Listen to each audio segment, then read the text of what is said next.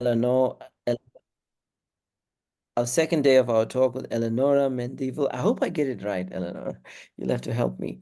And yesterday we had a fabulous engagement around racial capitalism, and that has enticed many of us to come back to hear your input today around social reproduction and gender and so on. So over to you, Eleanor. Perfect. Jane, could you just share the PowerPoint? That would be great. Thanks so much for everyone who is here today in the middle of the day, middle of work for some of us. And thank you also for your engagement yesterday. I had some email exchange with some people yesterday, and that was really helpful. So what I want to present today is rather a kind of a bit of a different angle of the whole discussion on the question of race, of racism, but also of gendered relations and how we can think about this together. And yeah, this talk is called Super-exploitation, Social Reproduction within the German Economy, because my examples will be from the German economic context. We can go to the next slide to just have a little overview of what I want to do in the next 20 to 25 minutes, I hope. So I want to speak about social reproduction theory after introducing a general kind of perspective on why I think it is important to talk about these things at this point. And then after social reproduction theory, I will give a very brief summary for those who might not be familiar. I might check the list of attendees, and if I feel like that doesn't make any sense to like take these 3 minutes, then I'll just skip that quickly. The theory of super-exploitation as theorized by Rimaudo Marini, I find quite compelling and interesting. It's not enough to explain what I want to explain, but I think it's something that helps. And then I try to put both of this together, social reproduction and the question of super-exploitation for the German context, which is one of the contexts that I'm focusing on for my PhD. And I have brought today some open questions where you might be able to help me actually to get some things in order. So yeah, let's move right into it. We can go to the next slide. For me, I've started to actually look deeper into questions of social reproduction theory through an upsurge of what we could call feminist movements or women's movements, depending on also from which angle you look at them and how people decided to, like in which tradition they wanted to also see themselves. So 2017, 18, 19 were very crucial years. There was kind of surge of protests by women and queers, for example, in Argentina, but also in places like Spain. And this also had repercussions in places like Germany, where I'm mostly based. We can go to the next slide. And in the Argentinian context, the economic question was centered quite interestingly during those protests. So although Argentina's National Women's Strike initially protested physical violence against women, Ni Una Menos soon incorporated fighting economic violence into its mission. After Argentina received a $57 billion loan from the International Monetary Fund to combat the country's currency crisis in 2020, feminist and women's protests have been politicized also on economic basis. And specifically for the Argentinian context, we can see that through the austerity measures implemented in 2018, that basically the International Monetary Fund forced Argentina to apply. Women were one of the groups who became more vulnerable to abusive labor practices and domestic violence. So this was something very important to understand, that questions around feminism or anti-patriarchal struggles are inherently linked to economic questions, right? So we can go to the next slide. And there were specific groups, specific in the Argentinian context, that were politicizing this as socialist women. One of these groups were Pani Rosas, who is kind of a forefront group of the Partido de Trabajadores Socialistas, of the Socialist Workers' Party, which is a Trotskyist group, a party actually that has also some seats in parliament. And Pani Rosas is like a very wide organization which was trying to do exactly this, get women and queer people on the street and into organizing through politicizing the economic situation that is hitting them harder often than, for example, male partners, but also seeing the connection of a general kind of working class austerity, precarity, or austerity-induced precarity, and politicizing this also through feminist struggles. You can go to the next slide.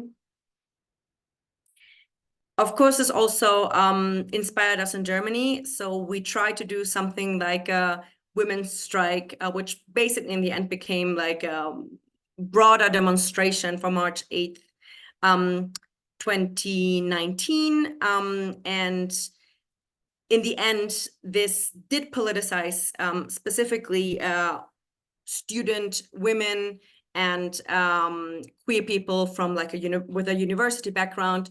It didn't have like this kind of massive effect on like the larger public, but discussions around March 8th and why this is a political question, especially now that in places like Berlin, March 8th has become a national holiday, like not a national, but like a city-wide holiday, was very important in that moment. Of course, there were different contradictions inside of those assemblies, of those feminist assemblies, that led to no further organizing of the actually hundreds of women and queers who were organizing for March 8th, 2019. We can go to the next slide. So this is the backdrop from like where I started to like think about these things, also more from this like gendered lens. Obviously always a class-based lens, but seeing and understanding that there is real struggle and there's like real subjectivity on the street, but what does this actually mean?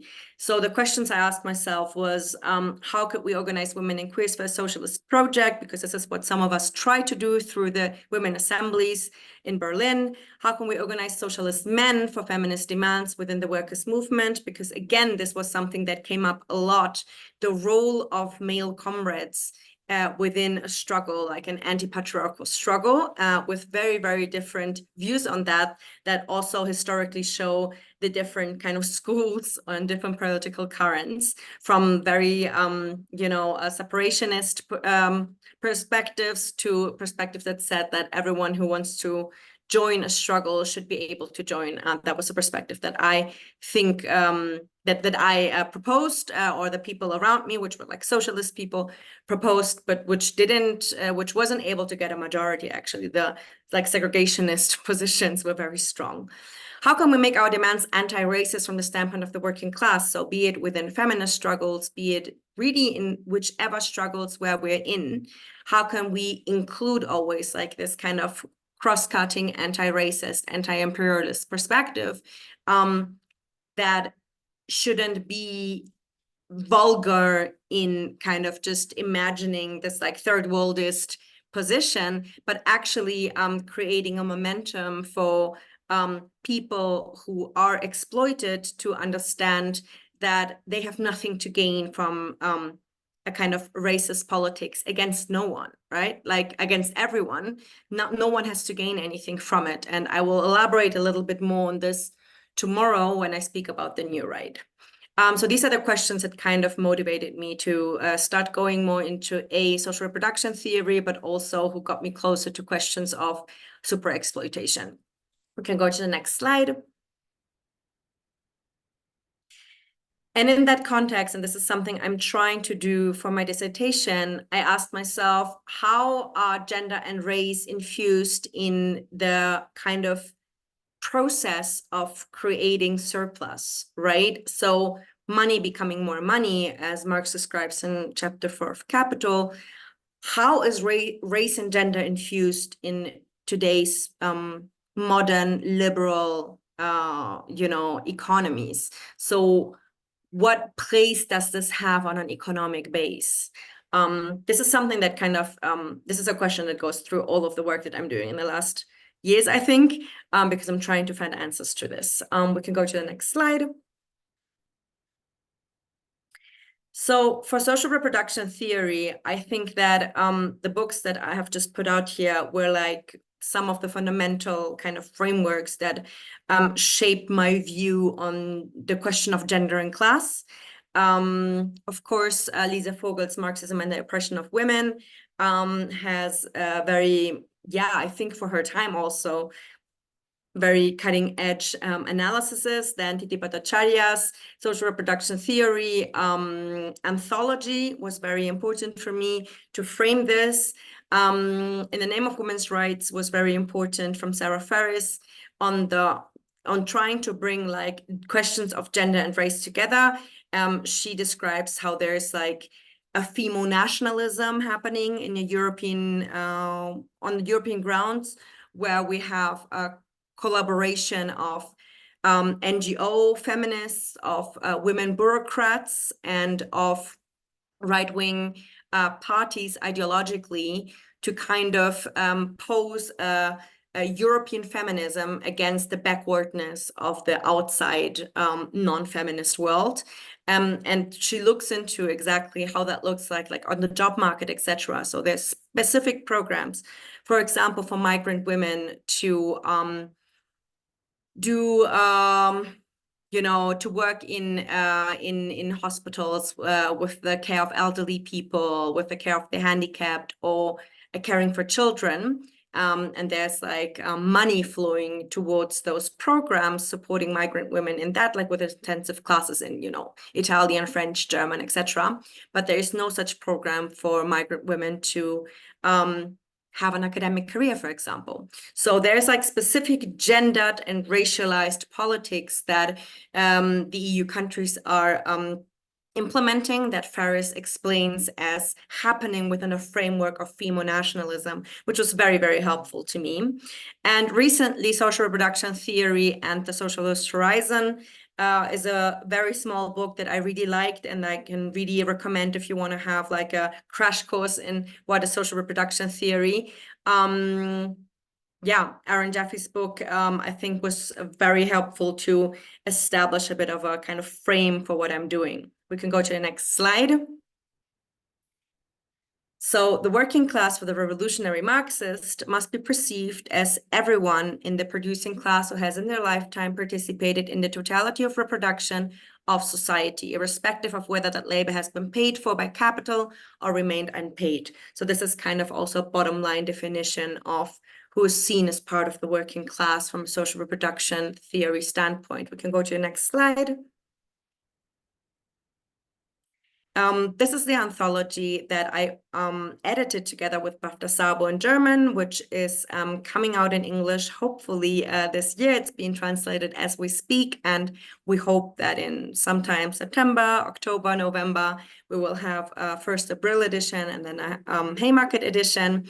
The Diversity of Exploitation, it is called. And here we examine racism in Germany from a Marxist perspective. So we say that the existing divided working class is, among other factors, a product of the different conditions of exploitation, of the diversity of exploitation. So we try to understand how, on the one hand, with a diversifying working class, there is like all these like different forms of identities that are being like pitched against each other, and at the same time that there is a general liberal discourse on like representational politics, that we have more, migrant politicians or politicians with so-called migration background in all parties in parliament, for example, but also in all sorts of representative spheres of German society, like media, theater, etc. There's more and more a visibility specifically of non-white and generally of migrant Germans. And we say that this kind of idea of diversity is actually concealing the brutal reality of class exploitation that also in Germany people are still facing, and that disproportionately women and migrants are facing. We can go to the next slide. So this is just in a nutshell, like, you know, some ideas on social reproduction theory that I try to make useful for the German context. Going to the theory of super-exploitation, how do we get to this kind of, to discussing this? So for Bafta and me, it was important to understand that capitalism works in a way that is not just like, you know, directly functional. So racism has to be always functional, sexism has to be always functional for capitalism, but that this is way more complicated, sometimes contradictory, and that there is an ideological an ideological kind of frame to all of this that kind of legitimizes certain forms of specific exploitation of certain bodies. So we say a Marxist critique of capitalist societies refers not only to the form in which immediate production is organized, but understands it in the totality of the social conditions under which it takes place. This includes the institutions and ideologies that contribute to its reproduction. So this is a very like a perspective that is obviously very much influenced also by someone like Lukács and partially also by Althusser. We can go to the next slide. We got to know Rui Mauro Marini's work actually after using the term super-exploitation, because super-exploitation has lots of different kind of trajectories. Similar to what I said yesterday about racial capitalism, this is quite a troubling concept. So we have in the 1920s and 30s already some socialist and communist organizers in the US speaking about the Black working class as a super exploited class. We have someone like Claudia Jones from the Communist Party of the United States of America speaking about this in the 1940s when she speaks about Black women. And we have, you know, the Black Panther Party for self-defense, of course, in the 70s, Huey Newton, etc., speaking about the Black experience in the US as super exploitation, but also someone like Etienne Balibar, through his engagement with dependency theories, trying to make use of super exploitation as a concept for racist formations within France. I will go back to that in a bit, but someone that we found very interesting in how he theorizes super exploitation in order to understand the how labor in the global north and in the global south is intrinsically linked, and the kind of value the global north labor gets is directly connected to the devaluing of labor of the global south. He was a Brazilian Marxist who lived for a very long time during the dictatorship in Brazil, in exile, for example, in Mexico. And he writes this also in Spanish. So it just has been recently like retranslated into English and like republished. I think it's like 1 or 2 years ago. So this is something that we are seeing like a resurgent interest in this debate. So Rui Mauro Marini says that the intensification of work, the extension of the working day, and the expropriation of part of the labor necessary for the worker to replenish his labor are central elements of super exploitation. So in capitalism, we have exploitation the moment that we have like a contract.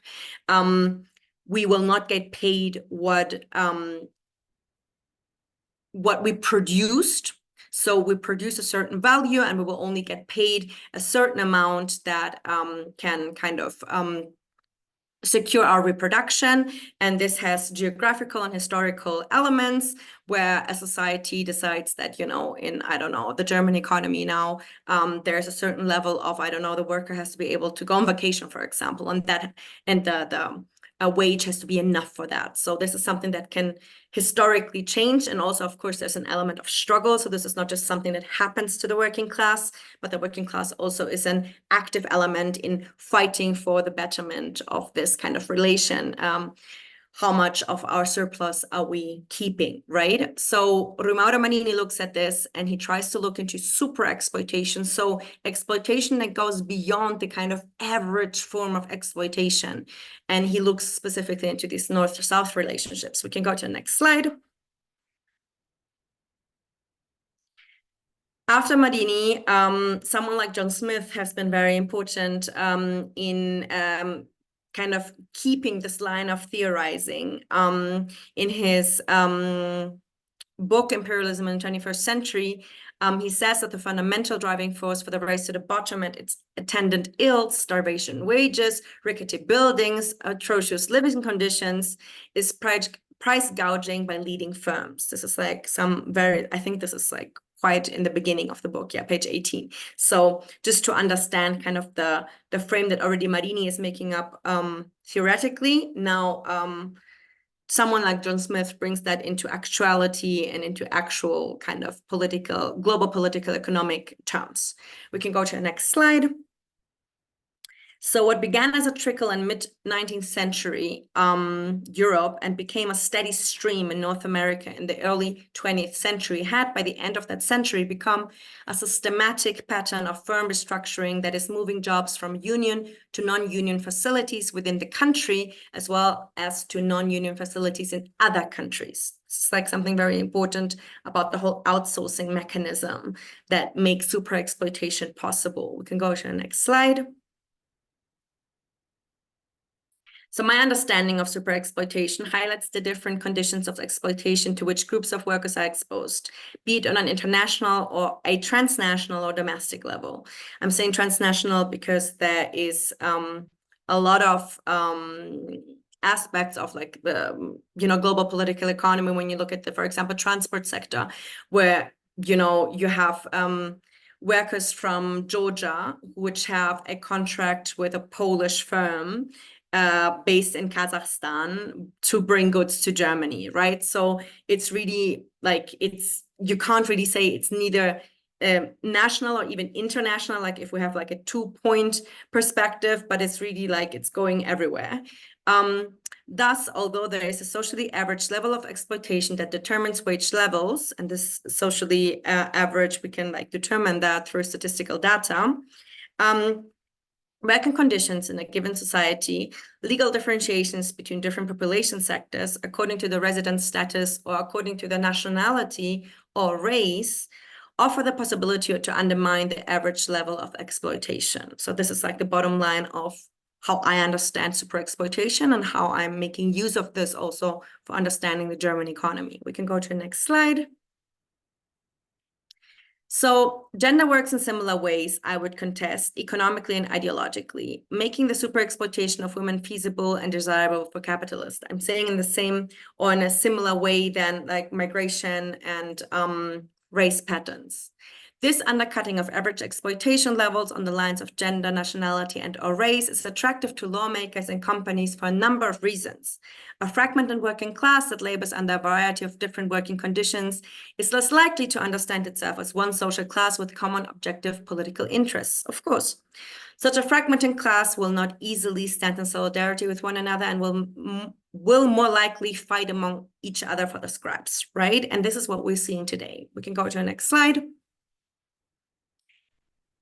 So when I think about social reproduction, super exploitation in the German context, I want to think about it in a historic way to understand how we got here. We have to understand what happened historically, like which kind of migration waves were led into the country and why, which interests were at stake. And basically all the interests are always like economic interests of the like German state. And through that historical analysis to look into, we can go to the next slide, also current forms of social reproduction and super exploitation, right? So we have an economy that is has a huge problem because there are many people who are on the one hand not finding jobs because the jobs that are available are really extremely badly paid. The working conditions are really bad, as in having to work 6 or 7 days a week, having 10 to 12-hour shifts. We can see here, for example, that 2 women that we see here on the right, they are they are nurses who are protesting, right? But also there's like this fear of like all these immigrants coming to take our jobs. So it's very contradictory because actually Germany needs these foreigners to come and take the jobs. Yeah, there's some contradictions that are happening within the German society that are also leading to a more like a radicalized answer, for example, from the right that I will be speaking about tomorrow. We can go to the next slide. So I will start with like a perspective on gender, talking about the gender pay gap. German women earn 18% less than German men on average as of 2022. In 2022, 49.2% of women, yet only 12.7% of men in Germany work part-time. So this part-time job situation is a huge deal that has to do with women being still the primary caretakers and families for the elderly, for the handicapped, for children. And that at the same time, we have a simultaneous decline in the average weekly working hours of women, has to do with like women taking more and more up part-time jobs up.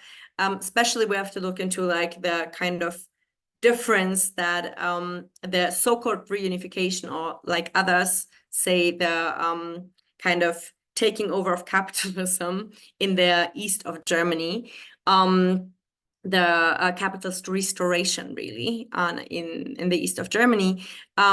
We have very different experiences there, because in the GDR, we had all, like basically all women were part of the workforce and also not working part-time, but there were social reproduction institutions, for example, put for women workers to be able to, you know, have children and still be able to work. So for families, there were kindergartens right next to factories, for example, where you had like kindergartens and nurseries. So when babies would be like 6 months old, you can like put them in the nursery, you can nurse them in your break. Both parents could take care of the children. So all of this kind of breaks away with the restoration of capitalism in what used to be the former GDR. So in Germany, employed men work on average 41 hours and employed women work on average only 32 hours weekly. And this will have later on a huge impact on pensions, right? We can go to the next slide. This steep difference is a consequence of more than 60 years of promotion, and this is for Western Germany, of 60 years of promotion of the single earner marriages with a tax advantage for both partners if one partner either stays at home or only earns significantly less than the main breadwinner. This is a very contested taxation law by different leftist critics, but also feminists, who have a bit of a class perspective, because the majority of feminists in Germany, I would say, are bourgeois feminists and liberal feminists. But this is something that is very problematic, again, for also the old age of women. Women take care of raising children and of family members way disproportionately, is something I mentioned before. So we can go to the next slide. The resulting lower incomes over the life course lead to lower independent pension entitlements for women in Germany. This is like a big one. Women in Germany are particularly at risk of poverty and old age. A woman nowadays in Germany is 40% more likely to be poor in old age, under like a sociological marker of being poor that is for the German society, right? Than men, and we can see that in all like playing out in kind of all aspects. You know, you see a lot of women collecting in Germany, like when you have like plastic bottles, you give them back to the shop and you get like 25 cents for it. And you see like people collecting these bottles, specifically elderly women and men. But you see also a lot of elderly German women begging on the street, for example. So this is a sight that will get even more brutal in the next years. We can go to the next slide. So all in all, women in Germany face a situation where the super-exploitation is closely linked to their position as main unwaged caregivers within family structures, as well as German marriage and taxation laws, something that triggers being prone to working part-time jobs, often with less job security and only on short-term contracts. And on top of all of this, there's like the ideological part where sexual harassment, like on a day-to-day basis, is a very common feature of like the German society.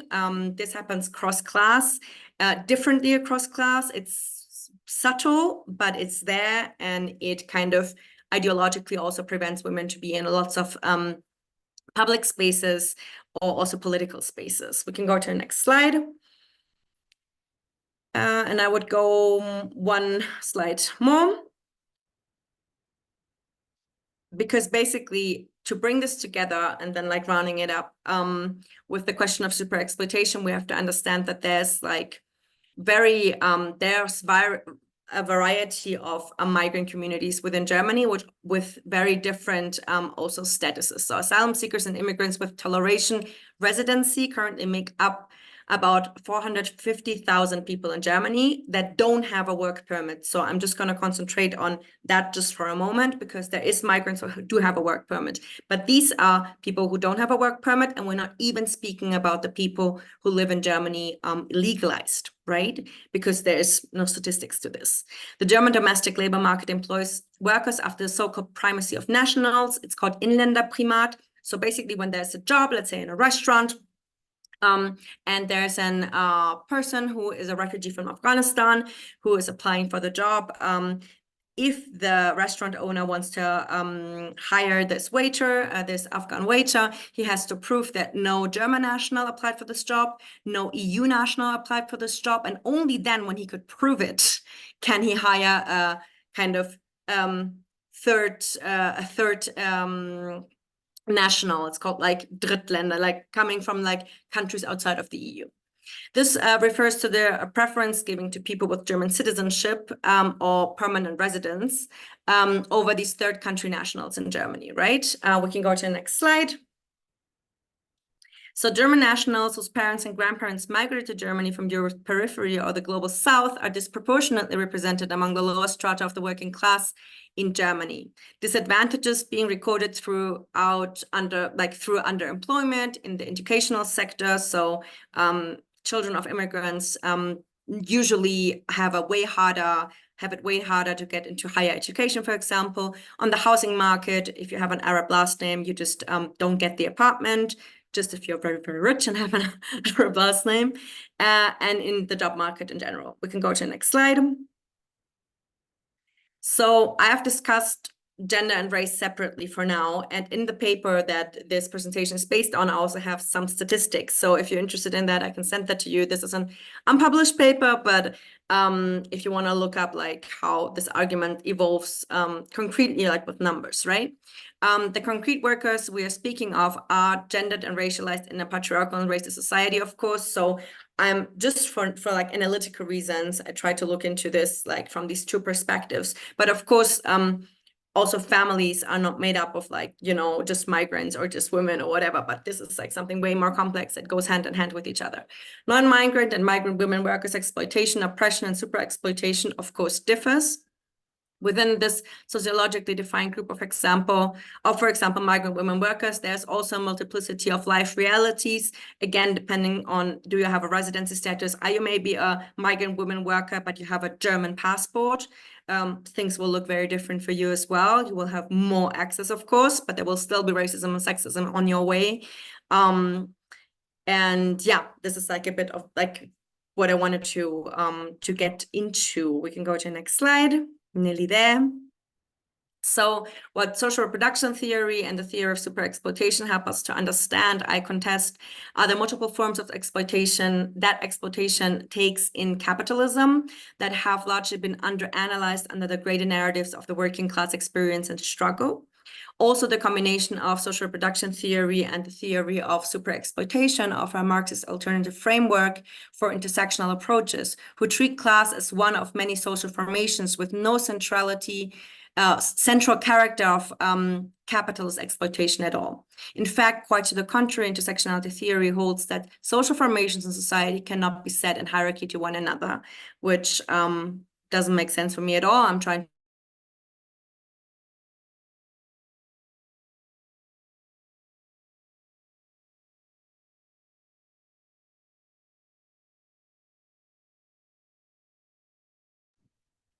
Hello, Jane. I wish we lost it again. Oh, we lost it again. Okay, okay. Vision.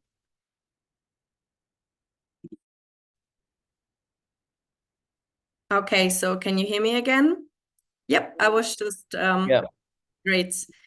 Just getting to my conclusions. Can we go to the next slide, please? I contest that super-exploitation is not a special phenomenon that can only be traced in the relation of global north to global south, as Marini does. I would like to expand it. Social reproduction theory, together with a theory of super-exploitation, hold key insights, I understand, into the forms of capital accumulation that in today's modern societies, like the kind of relation of exploitation and oppression take, right?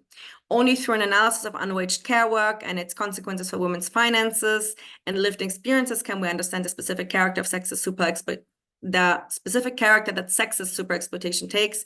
So I wanted to also have like little shout out to the whole question of unwaged care work, because there is a lot of waged care work as well, right? We can go to the next slide.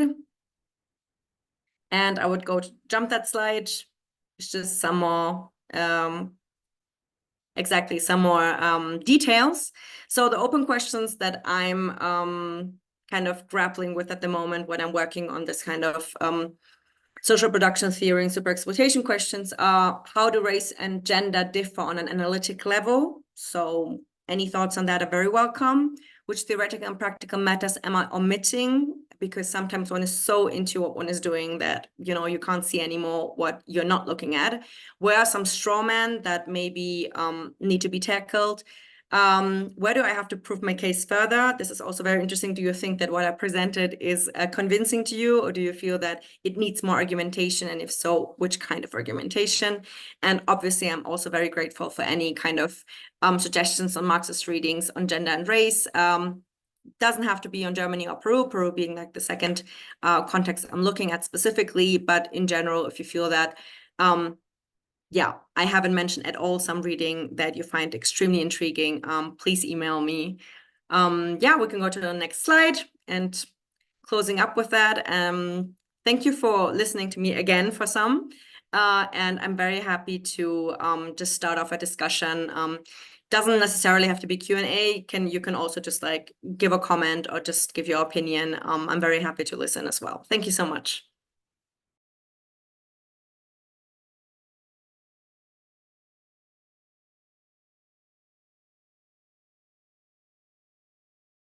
All right, that was great. Thank you, Eleonora. And yeah, it's open. She's walked us through how she's worked with social reproduction theory and super exploitation theory. Very novel, very interesting.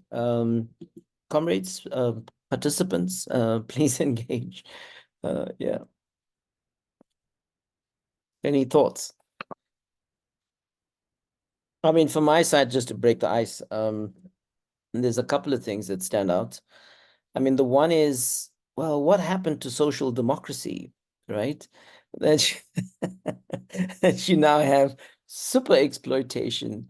And you know, I mean, maybe this is an issue you'll tackle more tomorrow, but I was just listening to you and just wondering what happened to the golden years of social democracy, what happened to the social contract, and so on. So that was the first thing. The second thing was, so if we work with super exploitation, and you know, I think you recognize that it has a couple of valences. It can apply to women in general, or it can apply to very specific categories. But if we work with it, are you saying, let me frame it like this.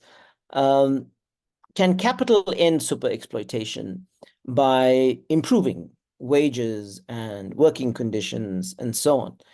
Is this where super exploitation analysis and theory takes us? Excellent. Yeah, social democracy, I just finished the PowerPoint for tomorrow. So there's a lot to say there, because obviously, like just very, very brief and then more in detail tomorrow. Because that's what the title, liberalism, like liberal society and the new right, I think that goes hand in hand. We cannot like disconnect it. And I mean, European social democracy, the so-called, in German, we call it like social partnership, right? The social partnership model of kind of giving some part of the rent of like imperialism to the national workers has had its limited success, but obviously from like a socialist and internationalist perspective, it was successful in dividing us and putting global North workers in a position where they had to kind of swallow the pill of like, I don't know, can we call it anti-solidarity? Or, I mean, up until going to genocidal wars, right? Like accepting that our riches and our social security system is based on the extreme and brutal oppression, alienation, hunger, war of the majority of humanity, you know. So obviously, like as an internationalist, I wouldn't say it was successful as such. It was successful in luring people into a kind of dream that could only be managed and upheld through extreme forms of sexism, racism, etc. Not even thinking about even like the bigger picture of the totality of the like ecological catastrophe that this has caused, right?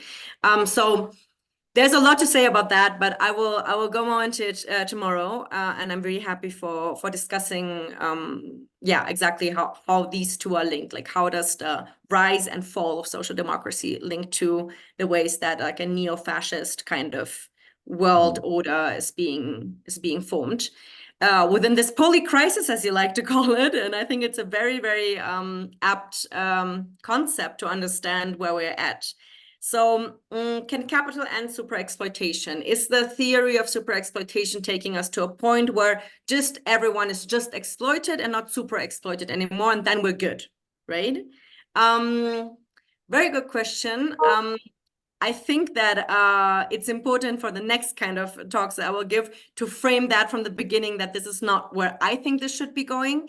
But I think, especially because you spoke about social democracy before, part of the social democratic left in Europe is saying something like that. We want to eradicate the kind of the most vile, the most horrendous forms of the exploitative system, but we don't want to even touch at all the mode of production that is capitalism, right? So how I understand Marini's project and also those who I find inspiring after him, like people like John Smith or Andy Higginbotham, I do have differences with them, but I think that what we have in common is kind of this vision of how can we end exploitation, and for that, an understanding of the specific forms that every day more brutal, like more, for the lack of other words, more brutal form of exploitation is kind of ravaging certain bodies way more than others, be it on a global North, global South question, or be it on the gendered relation of power, or be it on racial lines, kind of gives us a possibility. This is again something I will talk about a bit more tomorrow, to think about what do we have in common if our life realities look so extremely different. We are all exploited. We're exploited in very different ways, and we have to acknowledge that. We can't just say, like, you know, the worker in Bangladesh, basically the same as like the Siemens worker in Germany. It's not the same. It has not historically been the same. And I think that solidarity can only be built up if we understand how we are not the same, but how we are still all in the same boat and it's sinking, right? Going back to the multi-crisis and the ecocide that we're living through, right? So these are just some thoughts on that I will, I hope that we will continue the discussion tomorrow on specifically the question of socialist futures in that kind of situation that we're in. Yeah, so if there are any more comments or questions, let's go into it. Yes, come, participants, comments, engagements. Did you open up that they can actually put up their hand? Because yesterday there was like people couldn't put up their hand. Jane, what do we do about this raising hand business? Yeah, they can raise hands and write in the chat. Okay, yes, Josh, go ahead, perfect. please. Yeah. Go ahead, Josh. Hi, thanks. Can you hear me? Yeah, Yes. Great. Okay, great. Thanks. That was also very interesting, as was yesterday's, and I'm really interested to hear more about how you link yesterday's to today's. The bits that I can kind of see from what you've said. But looking forward to talking more about that. I have a couple of sort of stray thoughts which I'll think about more and then ask an actual question on them. But the one that I had in mind that was a little bit better formed was that in talking about social reproduction in South Africa, I think the most probably famous piece, or maybe even one of the kind of earliest pieces to really analyze this is Harold Walpe in 1972, looking at sort of the reproduction of capitalism and apartheid in South Africa through I don't think he uses the term super exploitation, but effectively, kind of in your terminology, the super exploitation of Black people in rural areas in Bantustans, and how essentially things like mining capital and accumulation of capital through that, through at times urbanization and so on, is actually subsidized by the rural areas. So it's particularly women who are left behind, as it were, in rural areas where men go into the cities and into the mines. And those men are paid less than a subsistence wage. And that difference is made up by women's unpaid labor in the rural areas. So in that kind of a context, and roughly with that sort of idea in mind, there's this idea that it's the people on the outside of wage labor who prop up the system, who subsidize capital accumulation.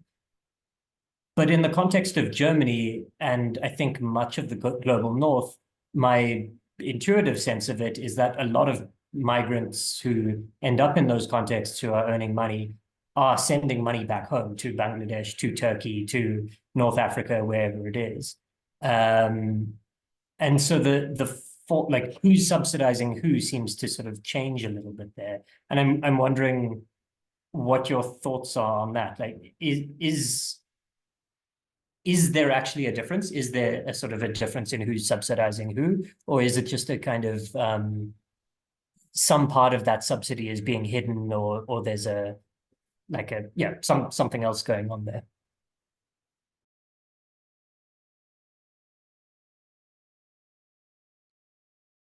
So who's subsidizing who within the German economy? Specifically, the kind of concept of humo-nationalism was very helpful for me to think about the German economy, actually, even though Germany is not one of the examples that Sarah Ferris uses in her specific study. She looks into Italy, the Netherlands, and the UK. I think there are different levels of subsidizing. So we do have in Western Germany still an amount of I would say a stronger amount of unwaged women care work. I would say the tendency in Eastern Germany is that actually, I would say women are more emancipated because they lived through decades of a different system that had a lot of problems, don't get me wrong, but that on the gender question was way more progressive than what the Federal Republic is nowadays. So the 1990s were very, very a setback for a lot of women's rights for women of Eastern Germany, of the GDR. So there is this kind of level of, the part-time worker and all of that. But more and more, and there's more and more also scholarship on this, we have in the last 20 to 30 years, migrant women kind of subsidizing the emancipation of middle-class white German women, right? So these women can go to work earlier because they have like a full-time nanny at home that is from Ukraine or from Poland, right? Women who hardly speak German many times or don't have like formal education and come in as live-ins, for example, also for the taking care at home of elderly German people, right? You could not afford as a middle-class family to have like a live-in nurse for your father or your elderly mother. But if you pay someone, from the periphery of Europe to come, then that is a possibility. And this is a huge contradiction because the German welfare system is not set out to have this many old people. So it's not like there is not really much of an alternative. They could put them into an old people's home, but they would actually pay way more in an old people's home and have less of a kind of caring environment than hiring a migrant woman who will, you know, and this is like some economists say, but this is a win-win situation, right? Because the migrant woman, she's also making way more than she would be making in Poland, or Ukraine, or in Romania or Bulgaria, right? And that is true, like she is making more, but at the same time, there is a complete isolation. There's hardly any form of like the possibility of getting unionized because these live-in caretakers are like completely isolated from this like general possibility of like the workers' movement, especially in the care sector, which is quite strong in Germany. Like nurses and people who work in old people's homes have a quite strong unionization. So there's like, then we have this like a concurrence between like different nationalities within the German labor market, which then again fuels racist feelings towards different populations that are actually just coming in because there is like hardly any people who are willing to do that work for you know, under the minimum wage of like what, 14 euro an hour or something, which a Bulgarian caretaker will actually take 5 euros and she will be fine with it, right? So the subsidizing dynamic is real and it has different layers. It's not just kind of the ethnic component and the migration component. That is one of different components, because there's still also the forms of, you know, family support systems, etc., in more rural areas in Germany, where you will find women who are already like pensioners, you know, taking care of their daughters and sons' children and all of that. That still exists, but it's getting less. And we are a society that is getting older by the minute, and we're not having many children. So the government is putting out like some economic, like making it economically attractive specifically for academic women, for women with an academic background to have children. So the money that you get for having, like when you have a child in Germany, you get something that's called like just child support, like just from the state. Whoever has it, it doesn't matter if you're a single parent or you are like 2 people or more raising a child, you will get child support money. And specifically, if you're a woman that has an academic background, that has gone to university, this money will be way more. So there's an incentive for specific women of the middle and upper class to have children, women like me. But of course, the idea is that people with a higher educational background will reproduce people who will have also higher educational background in the future. So this is a quite heavy like biopolitics, I would say, that the German like state is involved in. But yeah, just like some thoughts on the question of subsidies that I think differently, but also present within the German context for sure. Yeah. Thank you. Others? Anyone else? Comments, engagements? Responding to Eleonora's questions at the end, readings and so on. Yes, Trevor, please go ahead. Yeah.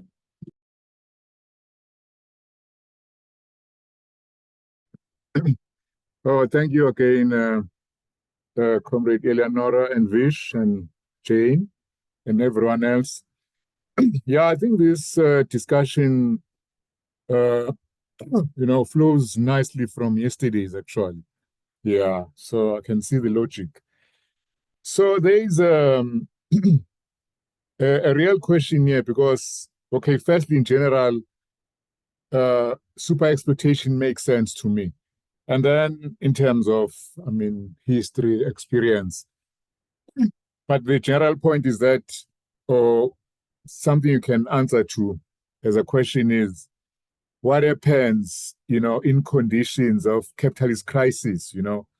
Is it, you know, is there an up and down corresponding to that, the intensity of the crisis? And then more discussional points. It might be one point. It's that I think ideology is quite central, but I think you did say that, you know, there's the economic and the ideological component when you're talking about the German women's struggle. For example, I mean, really, how can you justify paying certain people less where there are women whether they are from, I don't know, Romania or whatever, especially given the point I think Vish was making. Democracy. So what, bourgeois democracy, does it have an equal standard, as Marx said? Germans number 1, number 2, EU number 3. So it's it exposes bourgeois democracy, as a political form of state. And then the other thing is on ideology, a thought crossed my mind, because we keep on hearing capitalists saying, no, we need investment. But when you think about people like Harold Wolpe, the point Comrade Josh was making, I mean, people had their cattle, their land. I mean, there was no unemployment in Pondoland, I think. I'm not saying they didn't have economic challenges, even healthcare challenges, no penicillin, whatever. But the capitalists, they came in, they took over land, destroyed livelihoods, created unemployment, that primitive accumulation, which created the basis for their system. So it's an ideological flip, it shows the centrality of ideology. And then my last point from yesterday, now W.E.B. Du Bois, now he didn't talk about super exploitation, I think. Maybe he did, I'm not sure, I don't think so.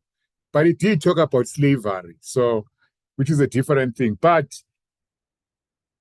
in his discussion of Reconstruction, he was saying white and black workers have got common economic interests. But the white worker can't see that, because he gets, well, a psychological wage or status or a bigger social wage. So I don't know how you square that into super exploitation. But thank you. It's a great input. And I learned a lot, especially around relating social reproduction to this super exploitation theory. Yeah. Which I used but never really investigated. Thank you. Yeah, thanks, Trevor.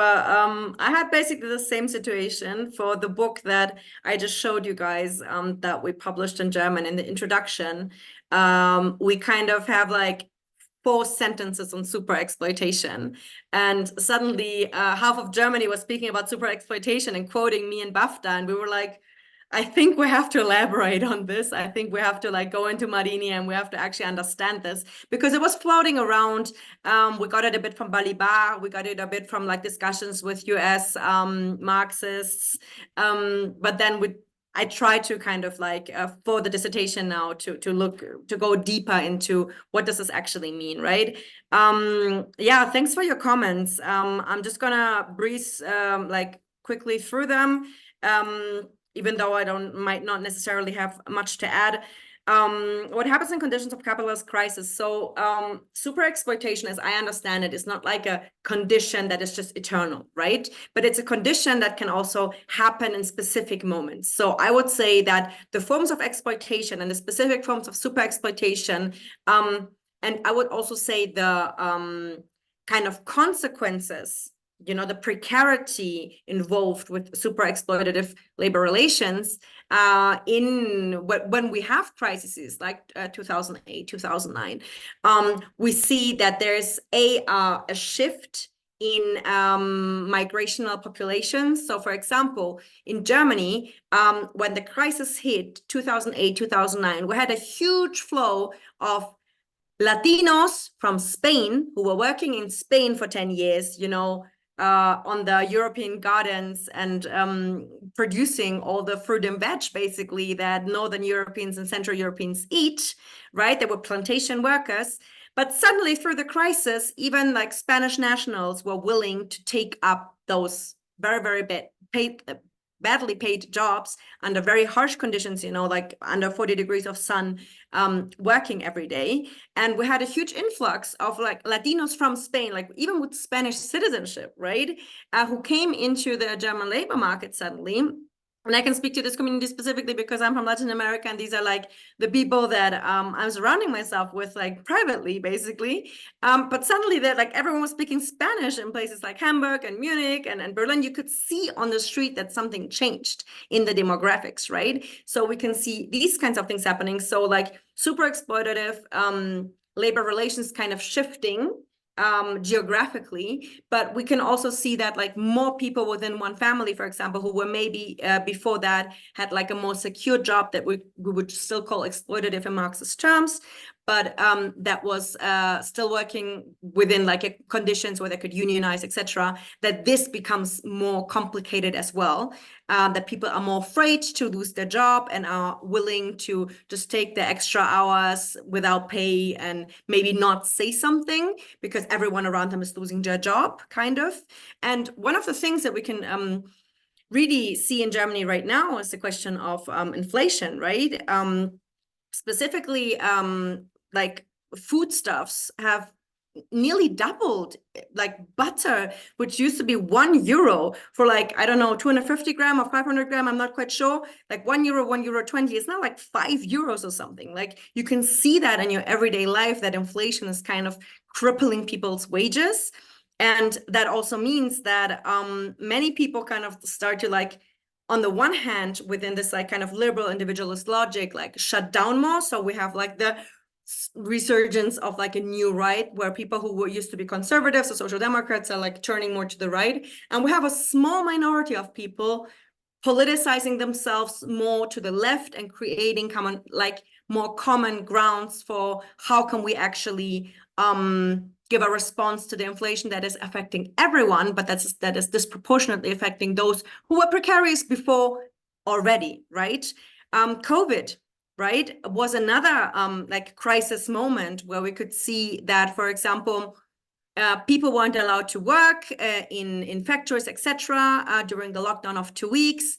But at the same time, Romanian, Bulgarian workers, agricultural workers were getting their were getting a free pass to come and harvest asparagus from and cherries from German, from the German rural areas, because that's what people wanted to have in their supermarkets, right? So this is a contradictory moment. I think crisis is always prone to make conditions, worsen conditions that are there already, but there's also some shifts in migrational flows, and there's also a very contradictory question on who gets into the country, who gets to work, who doesn't get to work, depending on what like the specific economy needs. The ideological points that expose bourgeois democracy, completely agree. I think this is part of the whole project that I'm trying to kind of prove a point that everyone's like, oh, I want to go to Germany, it's so great. And I'm like, is it? Let's see what this form of economic mode of production means for the majority of people in that country, right? So W.E. Du Bois, the whole question of a psychological wage, I think is very important to understand the segmentation and the like fragmentation of working classes today in different national, but also on an international level. So I think that I'm trying to look into the economic factors, but for this presentation specifically, but obviously there is also a whole other factor, which is the kind of psychological, ideological factor, where people are lured into this idea that they will have more if they don't let the foreigners in, right? They will have more if they let women workers have less. Which is stupid because most of the people have women in the family, and basically they're working against, in both cases, I would say, their own interests, because the psychological wage works in a way that hinders any form of understanding that the moment that people are more separated, for example, more racially segregated, the less power we have as a class in total, and thus we're all losing out on the possibility to have like a mass action, class power, across the color line, across the gender line, we're actually like shooting ourselves into the leg. And I think to raise that consciousness and to make that political point that our anti-racism, our feminism is not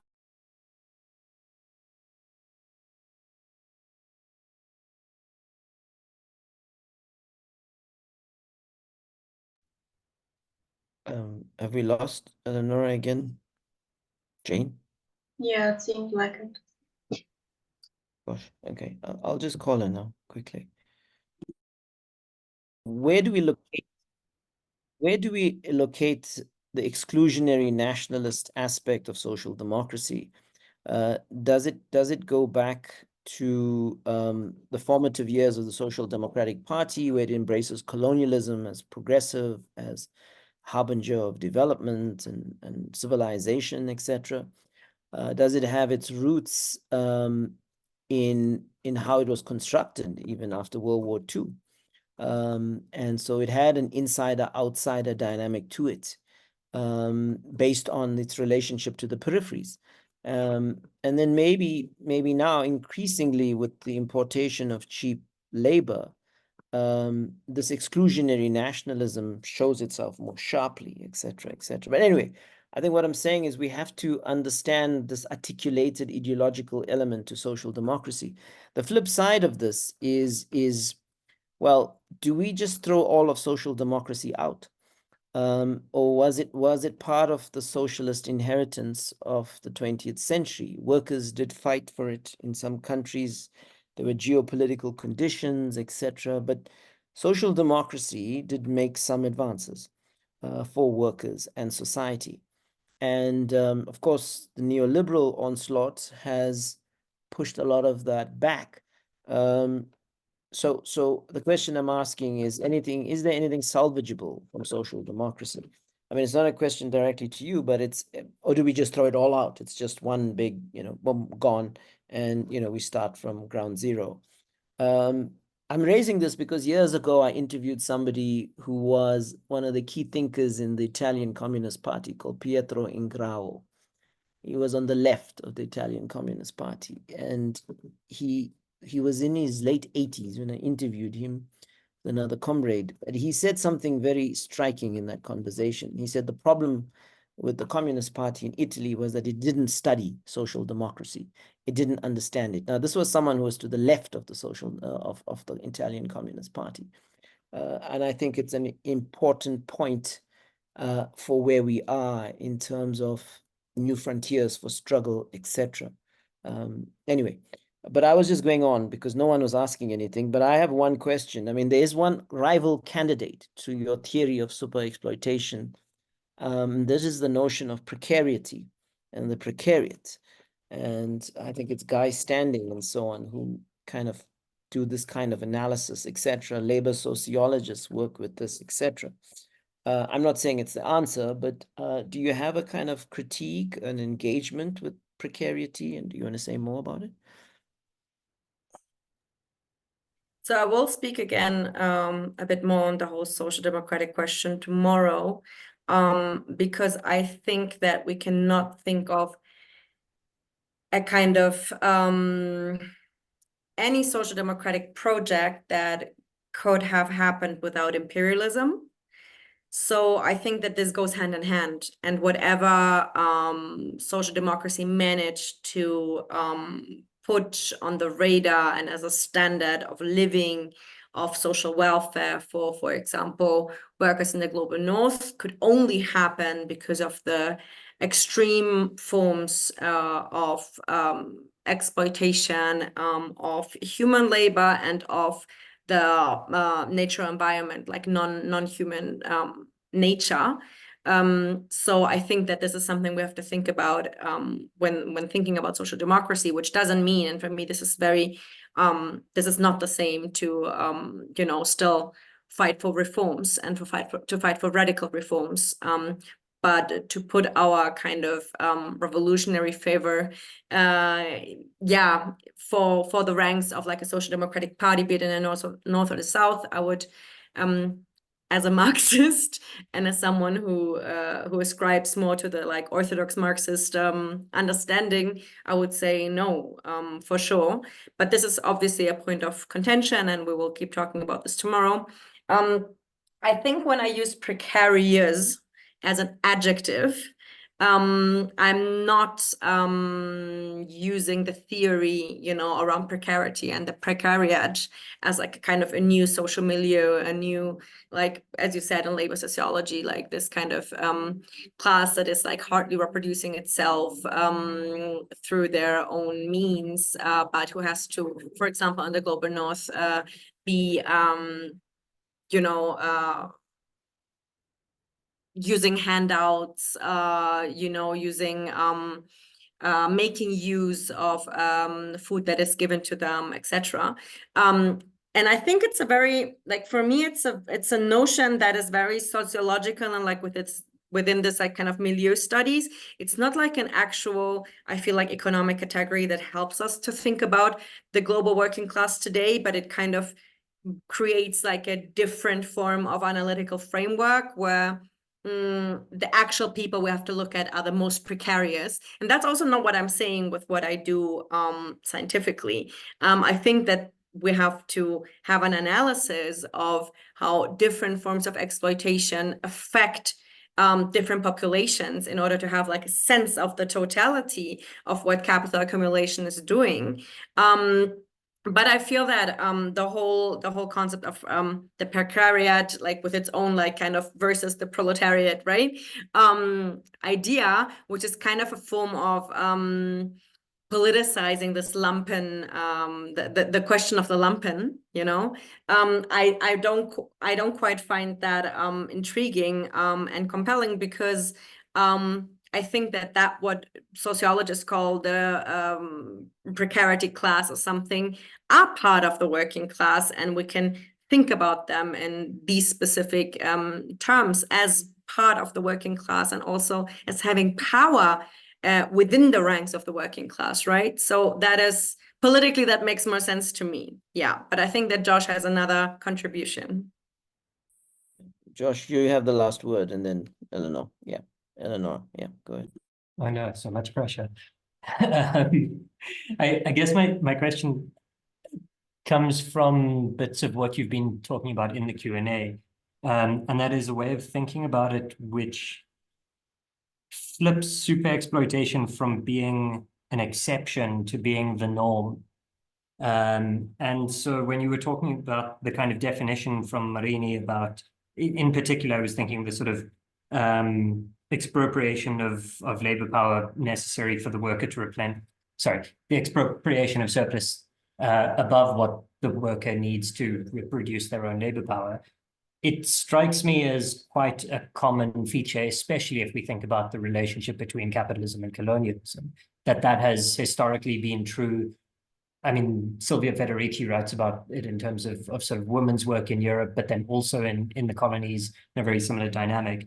And that actually something like the traditional European factory worker, you know, single breadwinner family type thing is actually an exception to the form of labor under capitalism, rather than the other way around, where it's the super exploitation that is the thing that we kind of need to explain.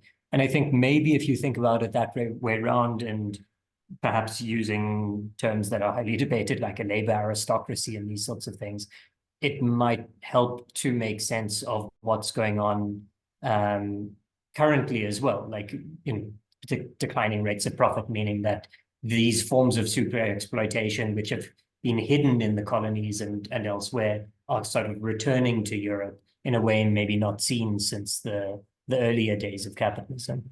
I don't know if that's, yeah, well, there's a thought. I like that thought. I think that really makes sense. And Marini tried to theorize it on those lines to say that super exploitation is basically the norm. It's not the exception.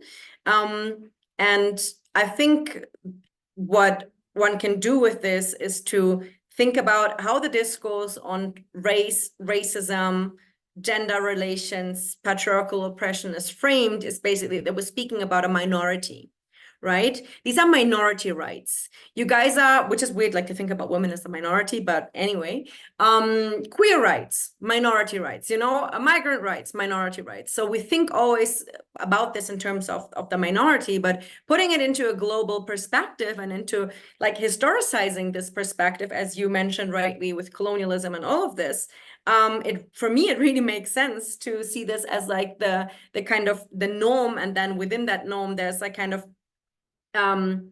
forms that are creating a kind of average, and then the norm is like kind of more under the average of this like exploitation rate.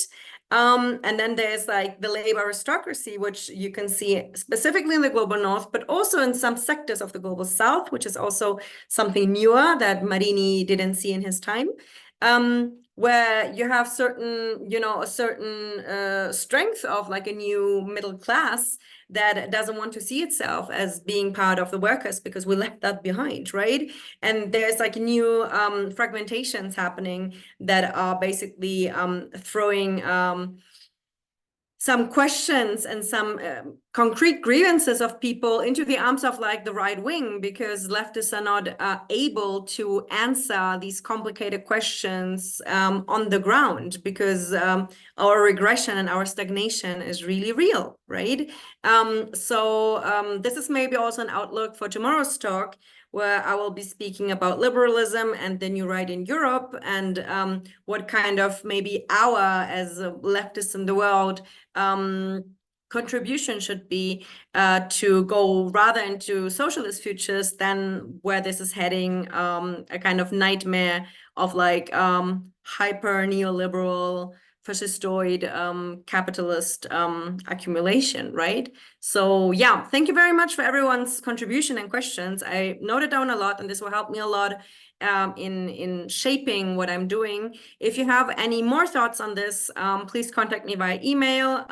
You can get my email from Vish, or just put in my name online, you will find an email address. And yeah, I'm just really happy for everyone who stayed so long through me being kicked out, etc. Thank you. Yes, big thank you, Eleonora, for your, again, another thought-provoking, robust and stimulating input today. And I think it's triggered all kinds of things for all of us. Please, everybody, note tomorrow Eleonora will be speaking about the rise of the right, etc. in Europe. It's a very, very apposite topic. And of course, socialist futures. So please make the time, come, tell everybody else that you know to attend. Take care. Thank you, Eleonora. Goodbye.